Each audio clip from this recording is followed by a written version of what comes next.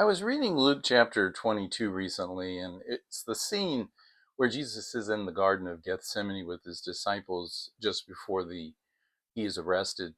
And the crowd, the soldiers show up to arrest him, and Judas approaches him to kiss him, and he says, "Judas, do you betray the Son of Man with a kiss?"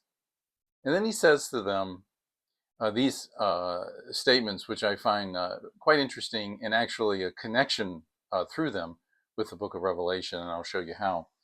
Here's what he says in 22:52. Am I leading a rebellion that you have come with swords and clubs? Every day I was with you in the temple courts and you did not arrest me. But this is your hour when darkness reigns. A couple of things here. One is this is your hour when darkness reigns. There has been a permission given, presumably by God, to allow them to touch Jesus. He said, I was with you in the temple courts every day and you didn't lay a hand on me. Now you are, because this is your hour. So this was something that was planned, was the will of God. Secondly, it's Satan's opportunity to do what he wants to do to Christ. And yet what he does to Christ is the very thing that ends up being his downfall. The connection to the book of Revelation comes in this manner, in that the people of God in the book of Revelation are called to follow Jesus as his example. We see the Lamb in chapter 5 is in the midst of the throne, looking as if he's been slain, but standing triumphant in the midst of the throne.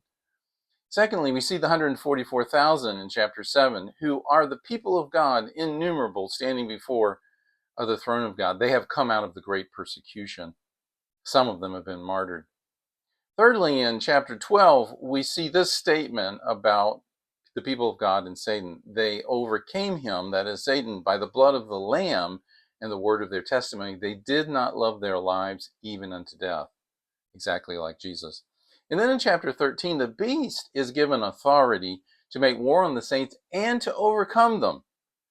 But this is only for 42 months. That is a brief period of time. The hour when the hour of darkness reigns, just like in Jesus' own story, the people of God pass through a similar story, because in the kingdom of God, the way up is the way down. And the people of God are called to follow the Lamb and to overcome, not by physical force, but by self-sacrifice, because that's what their master did. It's counterintuitive, but it's the way of the kingdom.